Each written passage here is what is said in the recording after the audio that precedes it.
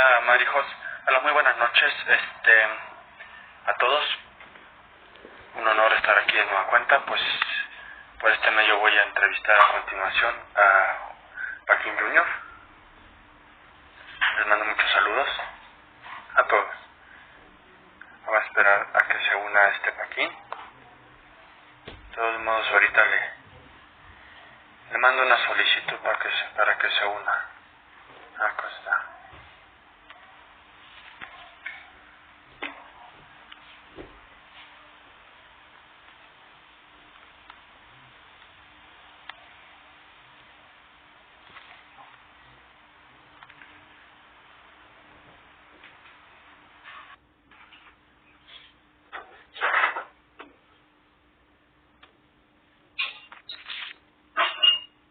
Hola Diego. Hola Paquín, buenas noches, ¿cómo estás? Bien, buenas noches, gusto saludarte. Igualmente, muchas gracias. ¿Cómo va todo? Pues seguimos aquí en la cuarentena esperando que nos autoricen para regresar a la batalla. Vas a ver que esto se va a reactivar pronto y ahí estaremos. Sí, yo tengo mucha confianza que esto es cuestión de paciencia. En cualquier momento nos autorizan y regresamos a la listos.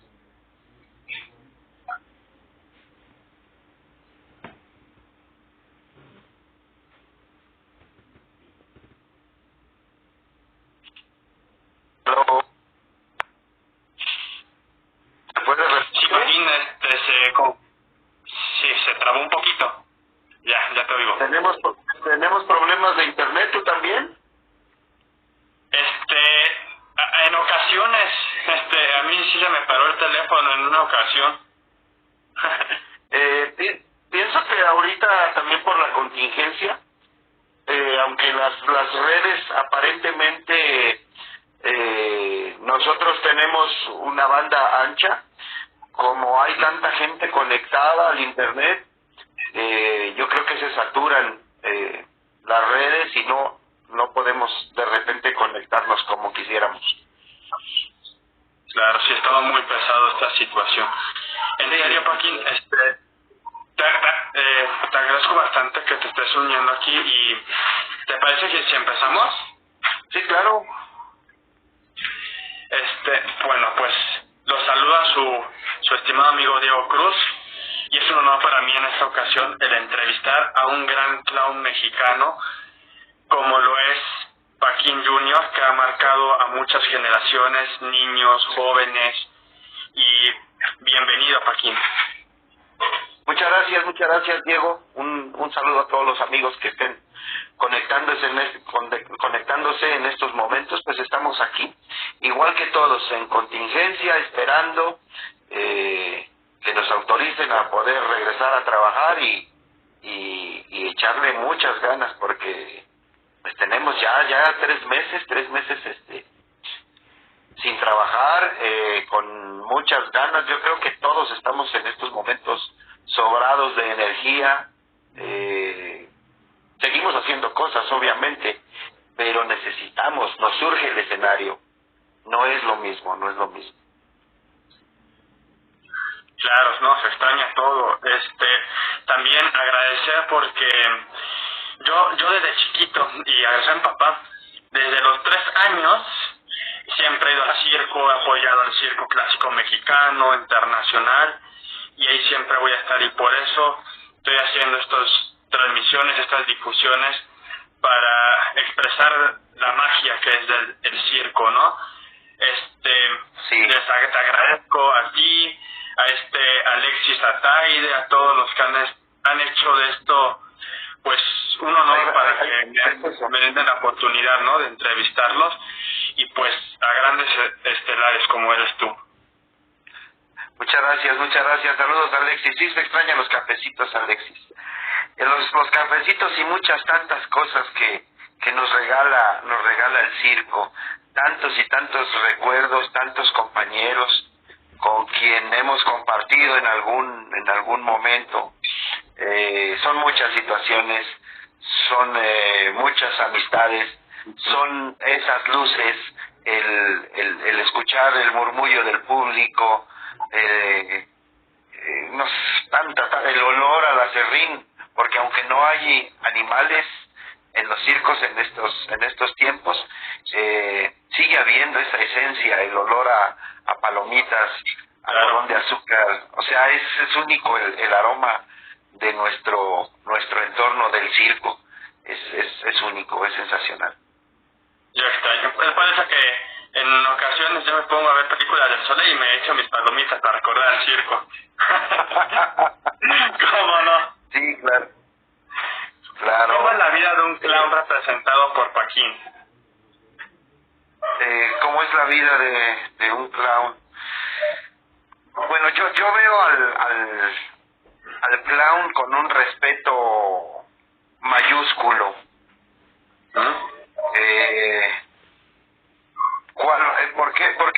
¿Por qué esta reflexión? Porque yo comencé a hacer mi trabajo profesional ya siendo un adulto. Yo comencé a hacerlo a los 23 años. Aunque toda mi vida, toda mi niñez, estudié, me preparé, indagué acerca de todos los clowns y payasos que había en el mundo. Mi verdadera oportunidad se presentó hasta los 23 años de edad, en el año 1988. Ahí hago mi primer presentación. Entonces yo veo la vida del clown con mucho respeto, con mucho orgullo, con toda la pasión. Para mí es una transformación total. Las personas que me conocen como civil y nunca me han visto en un escenario y me preguntan a qué me dedico y les digo que soy payaso y dicen, no, en serio. Y les digo, no, en serio, yo soy payaso. Y no lo pueden creer, porque yo soy muy serio, soy muy, digamos que no soy como muy efusivo, pero cuando me transformo, cuando mi personaje cobra vida, hago todo lo que no puedo hacer como civil. Entonces lo disfruto doblemente. Y el llegar al público, no solamente llegar a los niños, sino llegar al público en general, al público de las 3 generaciones, y hacerlos reaccionar con un mismo chiste, sin pronunciar una palabra, pues me llena de orgullo. La misión se cumple y me hace sentir pues muy feliz, ¿no? Muy satisfecho. Porque es muy padre trabajar cuando tenemos un recinto totalmente lleno. Es muy sencillo porque tú haces un movimiento, una escena, un chiste y la gente, por la cantidad de público que hay, pues, suena maravilloso. Pero es mucho más complicado hacer tu trabajo para 10, 15 personas en un recinto para 2,000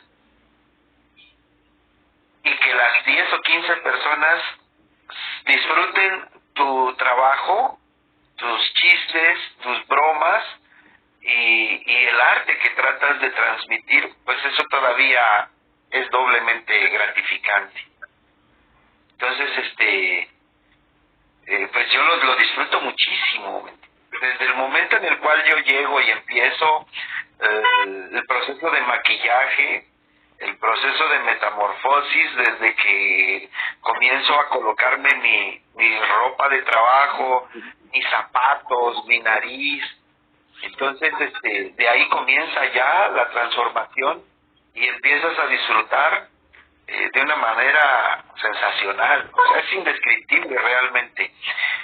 No sé si el resto de mis compañeros lo disfruten de esa manera, pero muchos de ellos, muchos compañeros me decían que yo me veía a veces exagerado porque llegaba con muchísimo tiempo de anticipación. O sea, si mi función es a las función ahora a las 5 de la tarde, mi proceso de maquillaje comienza a las 3 de la tarde.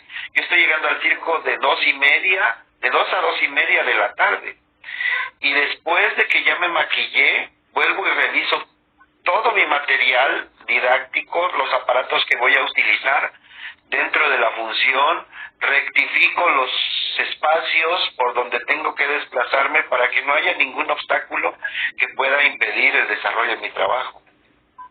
Entonces soy exageradamente meticuloso con mi trabajo, con mis cosas, y lo respeto muchísimo. De igual manera he tenido la suerte de compartir con compañeros de sangre fría que en realidad me impactan, porque si nuestra función es a las 6 de la tarde, llegan 5 minutos antes, sin ninguna prisa. O sea, nervios de acero. Yo no podría. Yo tengo que estar totalmente listo 1 hora antes del show. Ya listo como para salir al escenario. Para yo sentirme cómodo, satisfecho y poder disfrutar mi trabajo al 100%. Ahora, el proceso, al quitarme el maquillaje y al volver a mi estado normal, también es larguísimo. Si mi función termina a 10:30 de la noche, yo demoro casi 1 hora en colgar mis ropas, en preparar todo, dejar todo en orden, mis zapatos limpios. El proceso de maquillaje tiene que ser perfecto, o sea, no debe quedar restos ni rastros de maquillaje en ningún momento. O sea, trato de darle todo el respeto que se merece el arte del payaso, y mi payaso principalmente. Entonces, pues así es como yo lo manejo, así es como lo desarrollo, y así es como yo lo disfruto.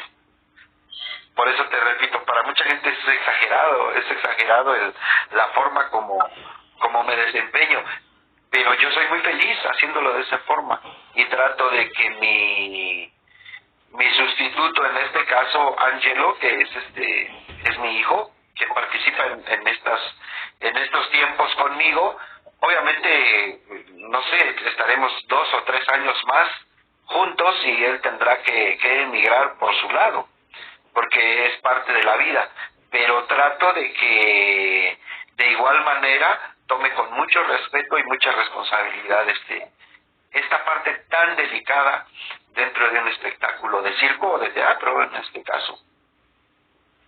Claro. ¿Y cómo ve tu hijo esta profesión junto a usted, su señor padre, y ese cambio que usted dice? Él lo asimila muy bien, él lo respeta mucho también.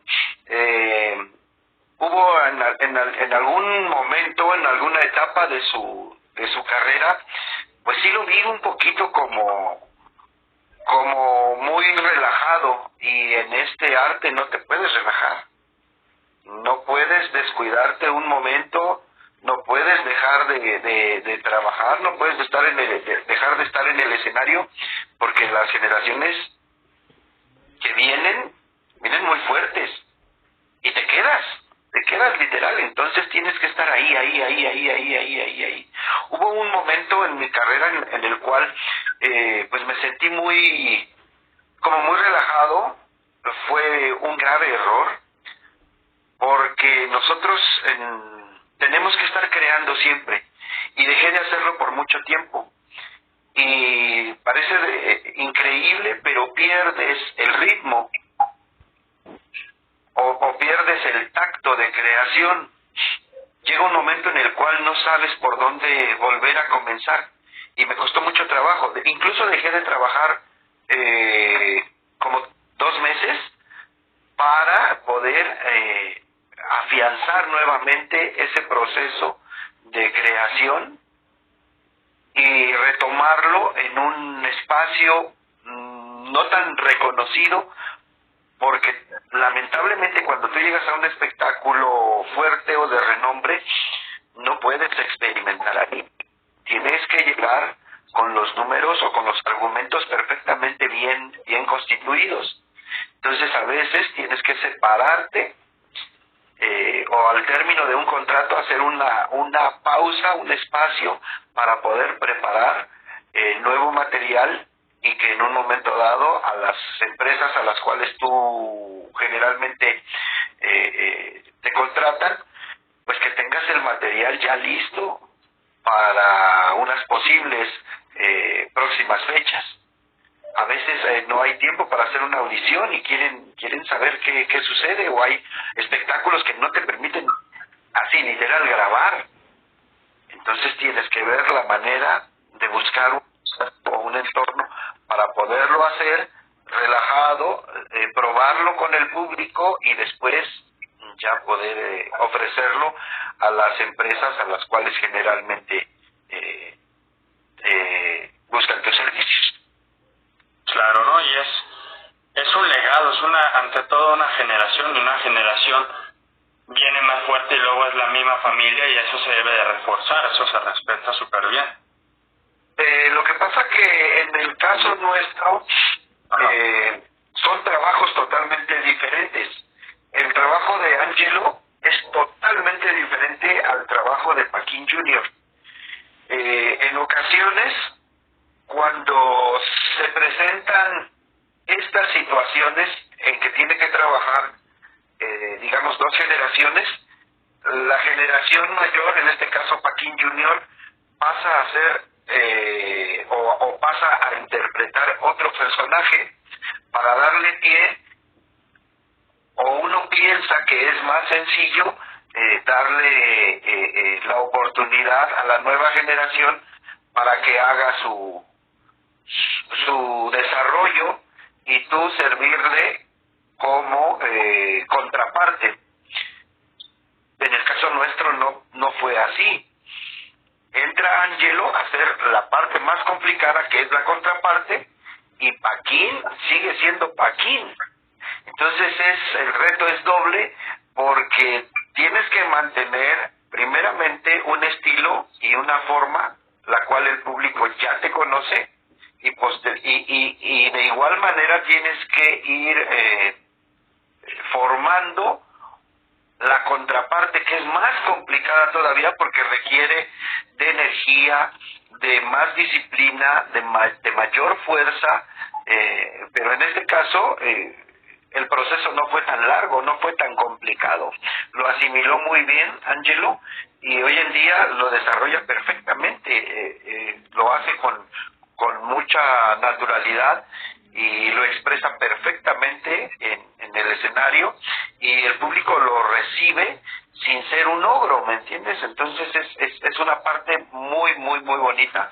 Yo creo que en estos momentos es cuando más nos disfrutamos, tanto él estar conmigo en el escenario como yo al recibirlo ahí junto a mi lado y sentir esa energía, esa combinación que se ha ido amalgamando a través de, pues no te puedo decir tantos años, porque no son muchos años, en realidad es muy poco el tiempo que tiene como profesional Angelo, pero lo hace de una manera muy, muy, muy, muy buena, con mucha responsabilidad, y eso pues me da mucha tranquilidad a mí, y al público pues se le entrega garantía, me refiero, salen muy contentos, muy satisfechos de ver un payaso que está muy bien plantado en el escenario, pero sobre todo que se ve mucha fuerza, mucha entereza, y transmite muchas cosas positivas, sin llegar a ser el odiado dentro de la novela. Entonces lo pasamos muy bien, lo disfrutamos mucho, y así es como creo que estamos caminando de una manera muy, muy buena en estos momentos. Muchas felicidades, Paquín, en serio, con tu hijo, es una maravilla eso. ¿Y en dónde empezaste a presentar tus actos, y tanto tú como con tu hijo? Bueno, mira, mi historia es muy, muy bonita, muy simpática. Yo nací dentro de la gira del Circo Ridermans. Sí. Mi papá y mi mamá viajaban por el circo y yo fui el único que nació dentro de la gira del Circo Atay de Hermanos. Mi papá se retira del Circo Atay de Hermanos cuando yo tenía 3 años de edad. Se retira del circo y se dedica a hacer otro tipo de actividades.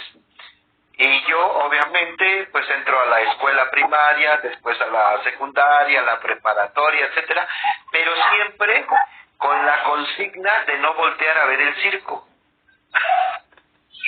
O sea, mi papá, como que mis papás deseaban que yo me recibiera, que yo estudiara, que me recibiera, pero siempre me llamó el circo. Desde niño era aunque no estaba yo vinculado directamente con él, porque ya mi papá estaba retirado, algo me llamaba siempre de los circos, y concretamente los payasos. Siempre quería jugar a los payasos y estudiaba a los payasos y veía a los payasos de todos los circos que había en ese entonces en México, y no había muchos muy buenos payasos en esos tiempos. Es la verdad de las cosas. Eran muy pocos, contadísimos, y los payasos de los circos, no había payasos de renombre en ese entonces. Los circos maquillaban a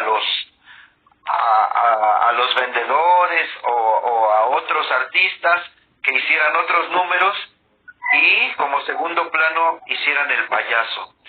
Y bueno, yo no veía payasos graciosos en esos años, sin embargo, pues yo trataba de investigar dónde estaban los buenos payasos, los payasos antiguos y los payasos que en realidad en esos momentos estaban muy muy fuertes, pues estaban en Europa en esos momentos. Y bueno, empecé a ver, no había posibilidad ni condiciones para dedicarse al arte del payaso en esos momentos, porque no tenías fuentes de trabajo, porque los ingresos que en esos momentos se pudieran devengar no te iban a alcanzar para subsistir. O sea, eran muchas las situaciones en contra del arte del payaso. Sin embargo, yo no echaba nada en saco roto. Esa era mi ilusión, era mi sueño, y seguía preparándome. En la preparatoria me salía de algunas clases para irme a ver las clases de teatro, ¿me entiendes? Entonces, de alguna manera yo quería ser payaso. Se me presenta la oportunidad en 1988, cuando voy a una boda a los Estados Unidos, a Las Vegas concretamente, y estaban haciendo audiciones para un circo. Y fui a las audiciones sin pensar que iba yo a unas audiciones, sin el afán de que, bueno, a ver si me contrato aquí o algo. No, era simplemente sentir la experiencia de ser un payaso. Lo intento ahí y me va muy bien, y me ofrecen un trabajo para ir a trabajar a los Estados Unidos, y lo acepto, renuncio a todo lo que tenía en esos momentos, o todo lo que me podía mantener acá en México, y me voy a cumplir mi sueño, que era ser un payaso. Y llegué a un circo, al Circo Vargas, donde conmigo eran 13 payasos en ese momento. Yo no tenía ningún conocimiento, no había tenido ninguna formación realmente como payaso, así que llegué a incluirme a la bola de payasos, y hacía lo que me indicaba el que en algún momento era el jefe o el director de los payasos. Pero yo teniendo esas inversiones latinoamericanas y europeas, pues había cosas o había situaciones en las cuales yo consideraba que las instrucciones que me daba el jefe como que estaban muy limitadas, y que podía sacarle un poco más de partido a la parte que me correspondía. Y me empecé a salir como del guión que me daban y me empecé a destacar. Entonces tengo la oportunidad, eso fue en el año 88, en el año 89 me ofrecen o me convocan para ser, digamos, como encargado de una de las pistas de los payasos, porque era un circo de 3 pistas y había 2 grupos de payasos. El grupo de payasos de la pista 1, que era la pista importante, y el grupo de payasos, la pista que era donde yo trabajaba, que era la pista mala. Pero al final y al cabo, ya era yo o encargado de ese grupo de payasos. Y curiosamente, al dividir la cantidad de payasos, en la pista donde me tocaba trabajar, éramos 6 payasos conmigo. Y curiosamente, al iniciar la temporada, de una manera muy extraña, empiezan a despedir a todos los payasos de la pista donde yo trabajaba. Es decir, iniciamos haciendo un trabajo para 6 payasos. Como al mes despiden a uno, bueno, ese tuvimos que adaptarlo para 5. Como a los 2 meses despiden a otro, readaptarlo para 4. Al tiempo despiden a otro, lo hicimos para 3.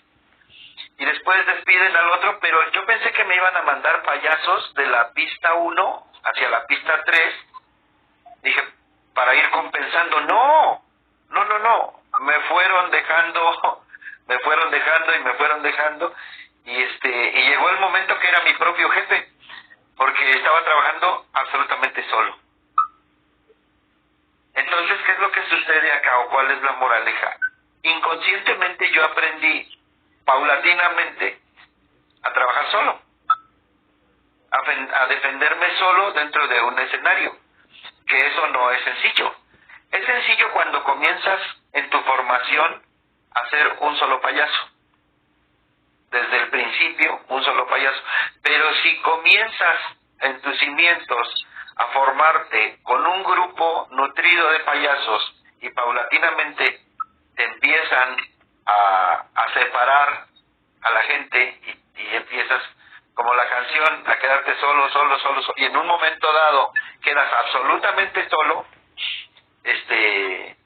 pues sí cuesta porque psicológicamente tú estabas preparado para trabajar en un grupo. Entonces me costó el doble.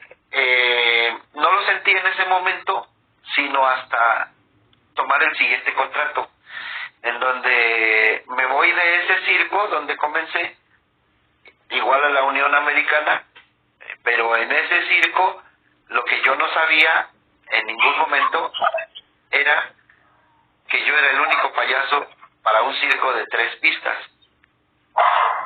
y que nunca había trabajado absolutamente solo con toda la atención del público.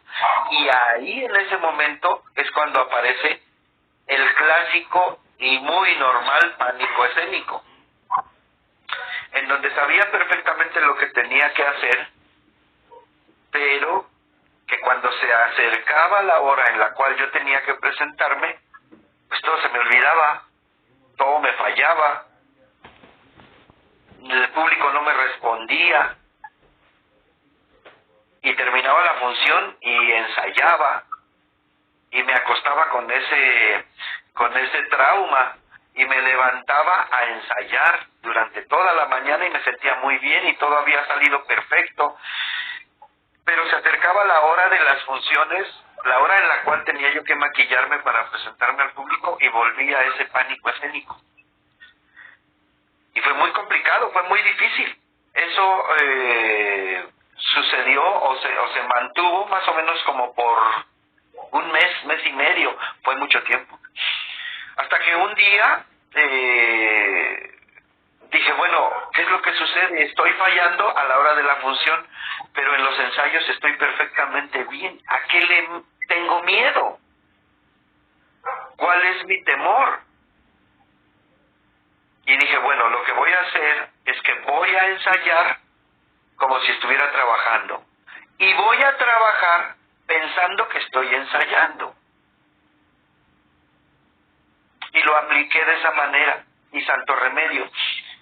O sea, solamente fue cambiar tu mentalidad para comenzar a disfrutar realmente. Y ya, pero fue de inmediato, fue instantáneo prácticamente el cambio, el sentir al público que eran los mismos chistes, el mismo argumento, simplemente sin miedo, con otra actitud, relajado y disfrutando cada instante. Y ahí me di cuenta de la importancia que era el disfrutar de tu trabajo, para que llegue o para que deje de ser trabajo y empieces a hacer una actividad que verdaderamente disfrutas. Esa es la razón por la que ahí es donde comienzan realmente mis inicios. De ahí yo regreso acá a México después de la temporada de los Estados Unidos. Ningún circo allá trabajaba en el mes de diciembre. Entonces vengo acá en diciembre y me acerco. Recuerdo muy bien, la primer puerta que toqué fue la puerta del Circo Hermanos Fuentes Gasca, y no me atendieron bien, no me fue bien, soy muy honesto, no me fue nada bien. Sin embargo, fui a tocar después la puerta del Circo Ataide y me atendieron de una forma totalmente diferente, con un respeto, con una educación fabuloso. Me escucharon, vieron mi material, me invitaron a hacer una audición, porque no es lo mismo o no era lo mismo mostrar tu trabajo en un video a que lo vieran en vivo. Entonces me invitaron a hacer una audición, fui a hacer mi audición, me fue regular, se puede decir, porque el público de México es muy diferente al público de Estados Unidos. Sin embargo, comencé a trabajar con ellos en el año 1991 en la Arena México. Ese fue mi gran debut en México. Lo disfruté como no tienes idea. Fue un sábado. Mi debut fue en la Arena México. Había 16,000 personas en la función. Estaba totalmente lleno, no cabía un alfiler, y fue sensacional. Como si nunca hubiera trabajado en mi vida, lo disfruté al máximo, y desde esa fecha, 1991, mantuve un vínculo con el Circo Ataide Hermanos, que fue el circo donde yo nací. Trabajé en 1992, también en la Arena México, 93 y 94, siempre con diferentes actos, con diferentes números, e intercalaba la Arena México. Solamente trabajaba esa fecha y me iba a los Estados Unidos. Empecé a trabajar en México ya de forma permanente en el año 93, cuando el Circo Ataide Hermanos me invita a formar parte de su elenco, pero ya durante toda su gira, y acepto, y fue maravilloso. Trabajé toda esa gira del año 93 y del año 94, y creo que hice el 95 también, sí, 95 en la Arena México, hasta más o menos a mitad de año. Y a mitad de año comienzo a trabajar en Sudamérica. Empecé por Colombia, después hice Venezuela, después hice Chile, después hice Perú. Bueno, de ahí empecé a viajar por la parte del sur de América con Fuentes Gasca. Finalmente trabajé con Fuentes Gasca y regresé en 2005 nuevamente con Ataide Hermanos, y 2005 con Ataide Hermanos es cuando debuta Angelo, pero no con el personaje de Angelo, sino que en ese entonces hacía yo un número en el cual yo me convertía en un Paquín Junior en miniatura, y ahí es donde hace su participación Ángel Felipe, que es mi hijo, sí, y esa fue su primer participación, y con ese número concretamente nos invitan para ir al primer festival en España, que fue el Festival de Albacete, en España, y de ahí nos invitan al Festival de Italia, y de ahí empiezan a surgir contratos muy interesantes, muy importantes, tanto en Chile, con una empresa productora muy importante, y después nos invitan nuevamente a trabajar a Colombia por 3 meses y nos quedamos 3 años. Y de ahí volvemos otra vez al Circo Ataide. O sea, el Circo Ataide siempre ha sido para nosotros muy especial. Una, porque nací en ese circo. 2, porque fue el debut profesional de Angelo. Ahí fue donde inició. Y la última participación que tuvimos con ellos fue en el aniversario 130. También fue muy, muy, muy especial, porque pues ya venía Angelo como cara blanca. El espectáculo fue un espectáculo muy bonito, muy divertido, y fue muy exitoso. Creo que superó todas las expectativas ese espectáculo, y fue la última participación que tuvimos con ellos. Esperamos próximamente volver a tener otra participación con Ataide Hermanos, pues siguen haciendo trabajos muy interesantes. Muy interesantes. Sí, claro. Ahora en teatro y en las arenas. Bueno, nosotros en las arenas, pues sí, sí, Angelo ya tuvo sus experiencias en las arenas. Estuvimos en Perú presentándonos para foros muy, muy, muy grandes y con muy éxito. Entonces, pues sí, en un futuro muy próximo esperamos poder integrarnos a alguno de los espectáculos de Ataide Hermanos nuevamente. Por lo pronto estamos trabajando para Fuentes Gasca, que son las 2 empresas líderes del país, Fuentes Gasca y Ataide Hermanos. La otra empresa que también era o es muy importante, o las otras 2 empresas más importantes de nuestro país, una de ellas es el Circo Hermanos Vázquez, que el circo que tenía aquí en México lo trasladó para los Estados Unidos y han tenido mucho éxito. Lamentablemente ahorita todos los circos en el mundo están suspendidos por el tema de la pandemia. Sí, pero muy pronto volveremos a hacer nuestra actividad. Y el otro circo también muy importante de México, que creo yo que es el circo mexicano que recorre más países en el mundo, porque eso es muy importante, es el Circo Hermanos Suárez.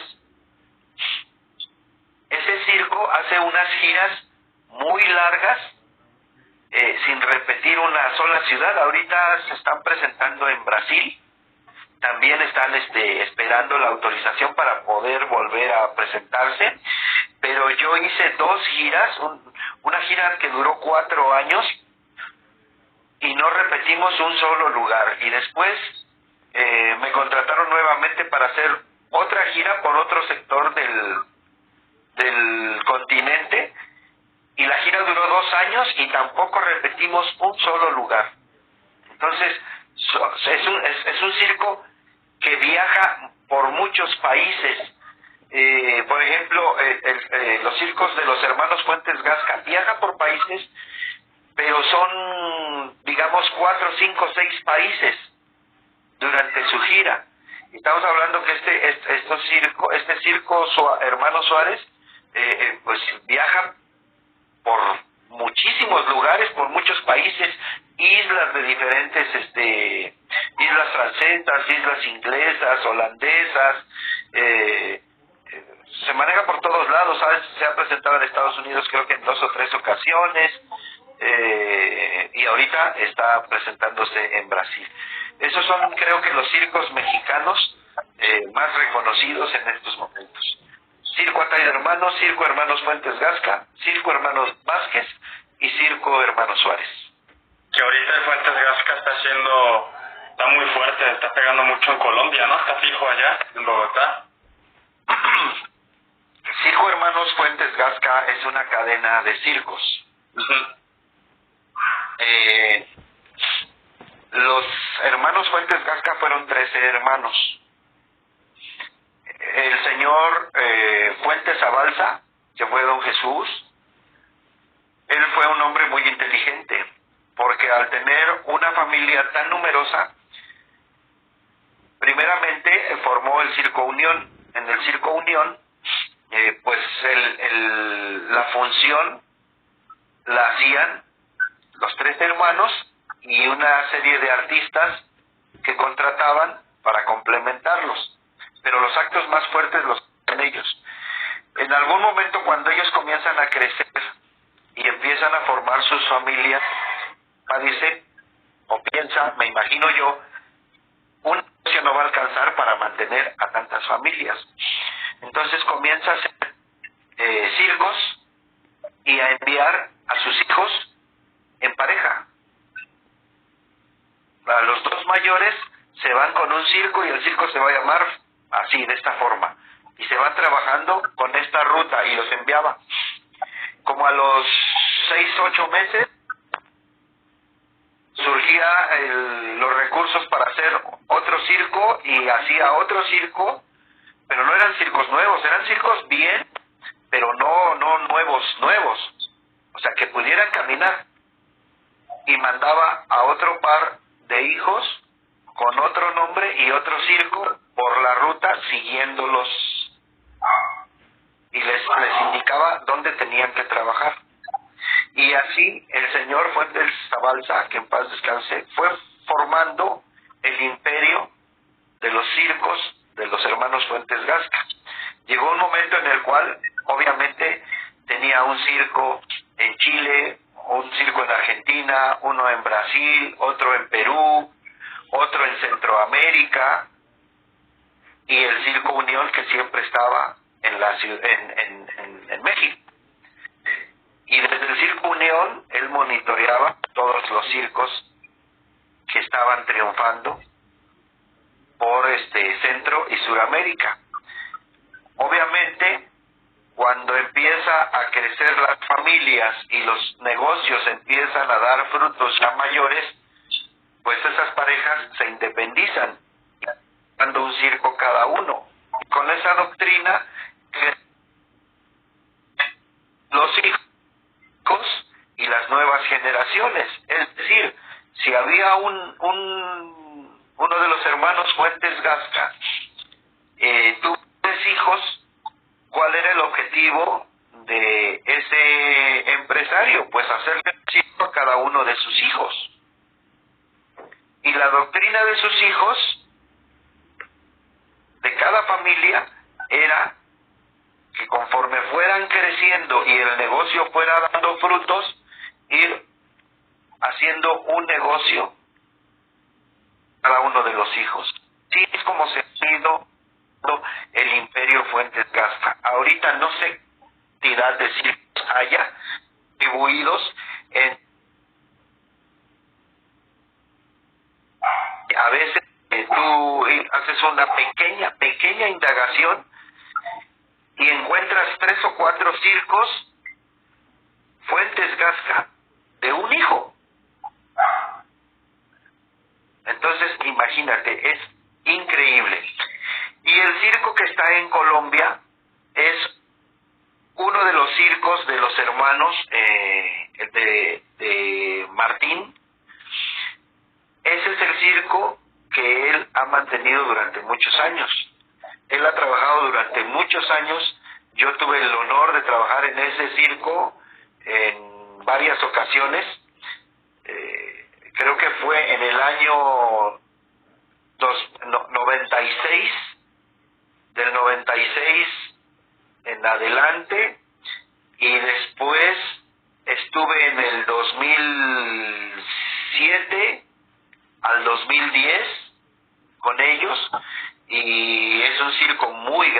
es un circo como para casi 4,000 personas.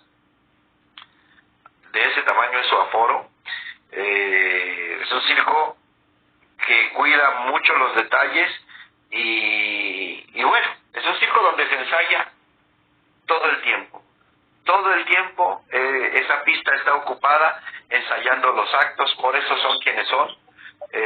Unos tremendos artistas, trapecistas, ecuestres, domadores, ahora payasos musicales, no paran de ensayar nunca ahí en ese circo. Y esa es la clave del éxito, el trabajo y la dedicación. Claro. ¿Alguna anécdota o experiencia que tengas en el circo o en tu profesión? Y mencionando lo de las arenas, pues qué bueno que menciones eso, porque hablando del Circo Ataide, su última producción fue Ventura, que se presentó en la Arena Ciudad de México. Por cierto, yo siempre voy a apoyar a la Ataide, hermanos, a todos. Y pues, ¿cómo ha marcado esa experiencia para ti, esas experiencias? Bueno, a ver, la primer pregunta era, se me salió un poquito, te voy a contestar lo de las arenas. No tuve la oportunidad de ver Ventura.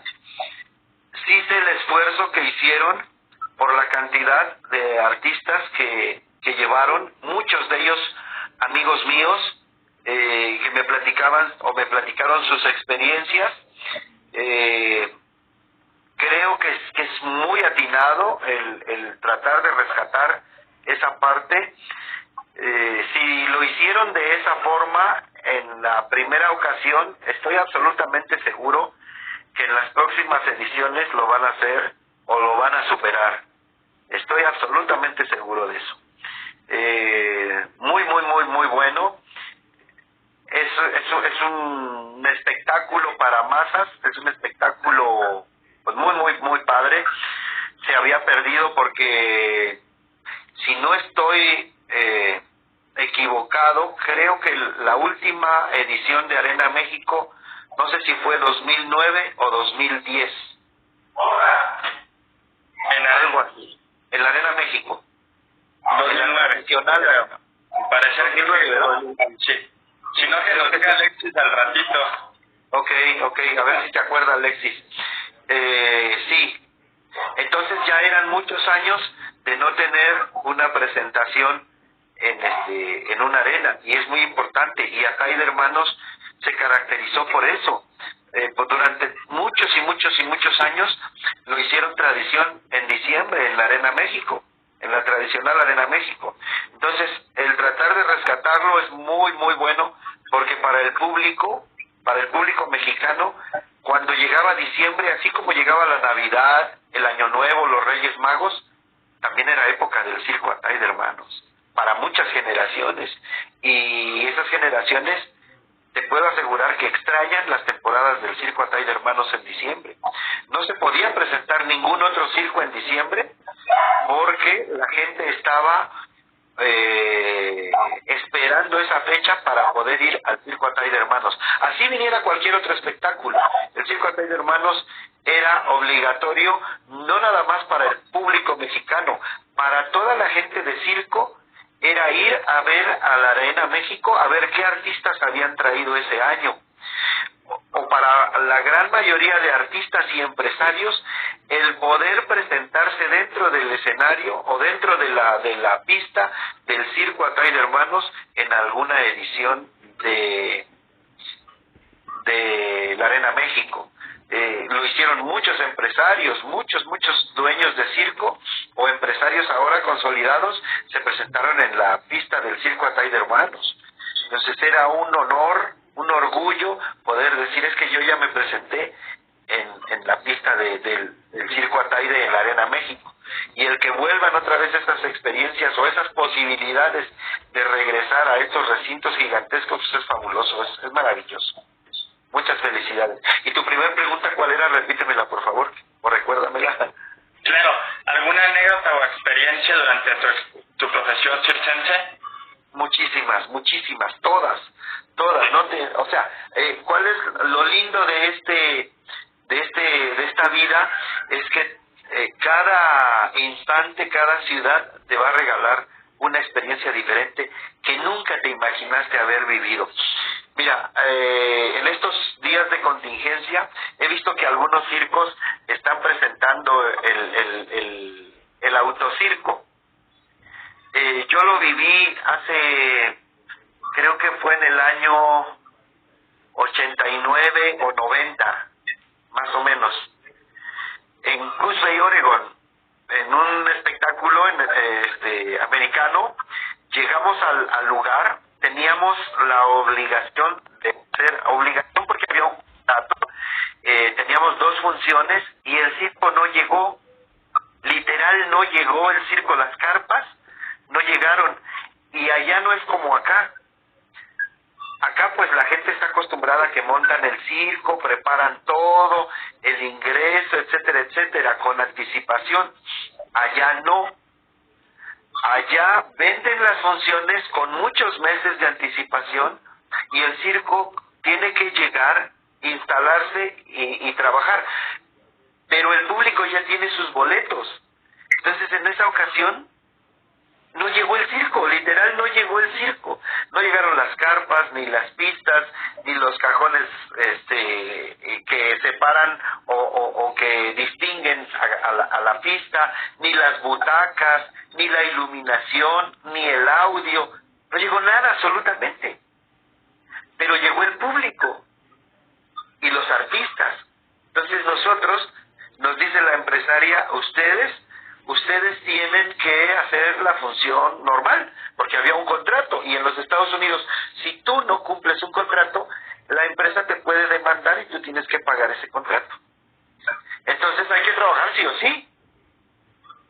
Las condiciones, pues las que haya, pero te tienes que presentar. Entonces nos dijeron, sí va a haber función. El domador de los tigres armó su jaula porque él traía su propia jaula. El domador de los elefantes bajó sus banquillos y así los empezó en algunos sectores de un estacionamiento de un centro comercial. Yo me maquillé obviamente y los trapecistas pusieron sus cuadros, montaron su aparato y todo eso por allá. Y la gente empezó a llegar, pero estamos hablando, era el mes de febrero, si mal no recuerdo, febrero, marzo, algo así, y estábamos muy cerca a Canadá. Entonces hacía mucho frío y la función era a las 6 de la tarde y empezó a nevar. Literal, la gente empezó a llegar en sus autos, pero no se bajó de sus autos, porque no había carpa, porque no había sillas, porque no había escenario, porque empezó a llegar así en sus autos y empezaron a formarse en el estacionamiento. Y pedían un cafecito, como dice Alexis. Sí. Y empezaron a acomodarse ahí y nosotros comenzamos a trabajar, oye. Y empezó así a nevar, no había iluminación, te repito, no había absolutamente nada. Y nosotros hacemos, los trapecistas subieron la escalerita y se bajaron, no se tiraron ni siquiera por la red. El de los tigres sacó con una chamarra, imagínate, pues no había nada. Y la gente ahí mirando desde sus coches, y como se empezó a hacer oscuro, prendieron sus luces y nos aplaudían con el claxon. Y ahí me acordé ahorita del autocirco, que lo están haciendo de ese modo. O sea, es un reto, es una experiencia en la cual pues tú tienes la obligación de divertir al público. No es padre, porque no es padre en esas condiciones. Sin embargo, te queda la satisfacción de que supiste salir adelante bajo una adversidad, ¿no? Una complicación y bueno, es parte del arte. Esa es la parte complicada. A veces yo me acuerdo que llegaban artistas ahí justo a la Arena México y se molestaban porque no había un camerino. pero ahí es donde entra la contraparte. Muchas veces me tocó ver a esos mismos compañeros que se quejaban, que se tenían que cambiar ahí en una esquinita, sin una cortina, sin una separación, sin absolutamente nada, y bueno, a veces venían y querían exigir más de la cuenta. Pero eso es lo lindo de México, y el Circo Atay de Hermanos siempre trató de darnos todas las comodidades a todos dentro de lo posible, porque a veces no es posible o no hay condiciones o diferentes circunstancias, pero siempre estamos expuestos, y siempre te están sucediendo cosas muy inesperadas, que te van haciendo, te van formando, te van llenando de experiencia, y en su momento tienes la oportunidad pues de llevarlo a cabo, de sacar esa experiencia y de hacer cosas muy padres. Claro, no, qué experiencias, Paquita. Y justo ahorita yo me he estado haciendo una pregunta, a ver si me la puedes responder tú. Con todo esto de los autocinemas, ¿cómo le hace un payaso para interactuar con el público? Ya que uno no puede salir, ¿qué hace? Claro, mira, no es del autocinema ni del autocirco, es simplemente ahorita lo que estamos viviendo, la emergencia que estamos viviendo nos está dando una enseñanza. Todos los payasos que acostumbramos trabajar con la interacción del público, tenemos que cambiar.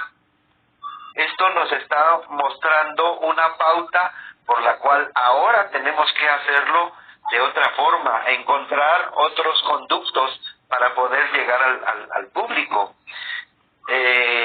Yo, afortunadamente, en estos tiempos de contingencia, estamos trabajando en ello, estamos buscando de nuevas historias, nuevos argumentos, para no acercarnos al público, para no hacer participar al público, pero sí para mover a esas masas, a esos grupos. O sea, hay otras formas. ¿Cuál es la ventaja del payaso? Que no hay punto de referencia. Eres totalmente libre de abordar cualquier tema, libre de manejar tus tiempos, libre de utilizar los elementos o las herramientas que tú consideres necesarias para poder llegar al gusto del público, y que el público tenga reacciones bien positivas, ¿me entiendes? Y estamos en ello, estamos trabajando. No va a ser fácil, porque es otra transformación.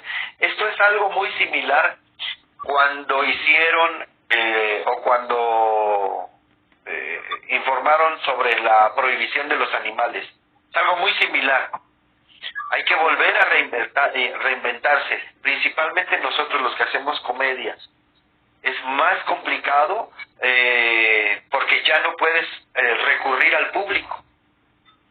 Ya no puedes, ya tiene que ser tu talento, pero tienes las herramientas para hacerlo, tienes las formas para hacerlo, y afortunadamente pues los que hemos tenido la oportunidad de viajar un poquito, pues eso nos ayuda mucho, porque nos da algunas otras ideas y formas que se manejan en otros lados. Entonces, ese es el pedacito. Ahorita nosotros tenemos que readaptar totalmente nuestro trabajo.